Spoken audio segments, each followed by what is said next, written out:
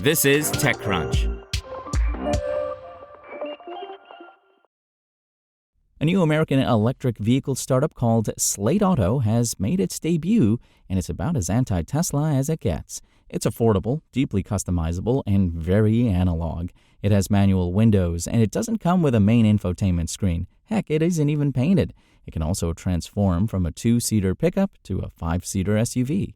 The 3-year-old startup revealed its vehicle during an event Thursday night in Long Beach, California, and promised the first trucks would be available to customers for under $20,000 with the federal EV tax credit by the end of 2026. The event comes just a few weeks since TechCrunch revealed details of Slate Auto's plans to enter the U.S. EV market, build its trucks in Indiana, and that the enterprise is financially backed by Amazon founder Jeff Bezos. The auto industry has been so focused on autonomy and technology in the vehicle, it's driven prices to a place that most Americans simply can't afford, Chief Commercial Officer Jeremy Snyder said during the event, which Inside EVs live-streamed. But we're here to change that. We are building the affordable vehicle that has long been promised but never been delivered, CEO Chris Barman added. Slate isn't saying exactly how much its truck will cost. Multiple sources have told TechCrunch over the last few weeks the company has gone back and forth on the number, and so much can change between now and a late 2026 release date. The company is saying it will start under $20,000 after the federal tax credit, and providing that still exists next year, interested buyers can place a $50 refundable reservation on the company's website. The base version of Slate's truck will squeeze 150 miles out of a 52.7 kilowatt-hour battery pack, which will power a single 150 kilowatt motor on the rear axle. For folks who get a little spooked at that number, Slate is offering a larger battery pack that it says will have about 240 miles of range. It will charge using a North American Charging Standard port, the standard Tesla established that almost all major automakers now use. The truck comes with 17-inch wheels and a 5-foot bed and has a projected 1,400-pound payload capacity with a 1,000-pound towing capacity. Since it's an EV, there's no engine up front. In its place, there's a front trunk, or frunk, with 7 cubic feet of storage space, which happens to have a drain in case the owner wants to fill it with ice for that tailgate party. That towing capacity is lower than a more capable Ford F-150. It is even less than the smaller Ford Maverick, which can tow around 1,500 pounds. Speaking of the Ford Maverick, Slate's truck is smaller. The Slate EV has a wheelbase of 108.9 inches and an overall length of 174.6 inches. The Maverick has a 121.1-inch wheelbase and overall length of 199.7 inches.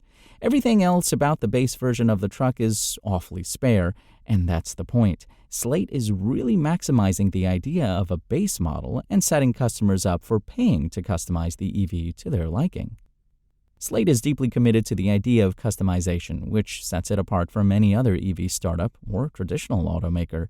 The company said Thursday it will launch with more than 100 different accessories that buyers can use to personalize the truck to their liking. If that's overwhelming, Slate has curated a number of different starter packs that interested buyers can choose from. The truck doesn't even come painted. Slate is instead playing up the idea of wrapping its vehicles, something executives said they will sell in kits. Buyers can either have Slate do that work for them or put the wraps on themselves. This not only adds to the idea of a buyer being able to personalize their vehicle, but it also cuts out a huge cost center for the company. It means Slate won't need a paint shop at its factory, allowing it to spend less to get to market, while also avoiding one of the most heavily regulated parts of vehicle manufacturing. Slate is telling customers that they can name the car whatever they want, offering the ability to purchase an embossed wrap for the tailgate. Otherwise, the truck is just referred to as the blank slate. As TechCrunch previously reported, the customization piece is central to how the company hopes to make up margin on what is otherwise a relatively dirt-cheap vehicle. But it's also part of the friendly pitch Slate is making to customers. Barman said Thursday that people can make the blank slate yours at the time of purchase or as your needs and finances change over time. It's billing the add-ons as easy DIY that non-gearheads can tackle and says it will launch a suite of how-to resources under the billing of Slate University. Buy your accessories, get them delivered fast, and install them yourself with the easy how-to videos in Slate U, our content hub, the website reads. Don't want to go the DIY route? A Slate authorized partner can come and do it for you. The early library of customizations on Slate's website range from functional to cosmetic. Buyers can add infotainment screens, speakers, roof racks, light covers, and much more. The most significant are the options that let buyers transform the truck into roomier SUV form factors. But these aren't permanent decisions. Slate says people will be able to change their vehicle into and back from an SUV if they like. No mechanics certification required. All that said, Slate's truck comes standard with some federally mandated safety features such as automatic emergency braking, airbags, and a backup camera. The road to making a successful American automotive startup is littered with failures.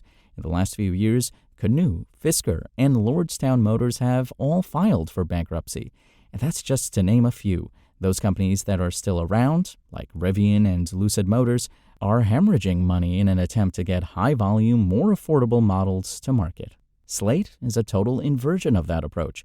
It's going after a low-cost EV first and foremost and hopes to make that business viable by supplementing it with money from this deep customization play. But much like Rivian and Lucid Motors, it also has deep-pocketed backers. It has raised more than $111 million so far.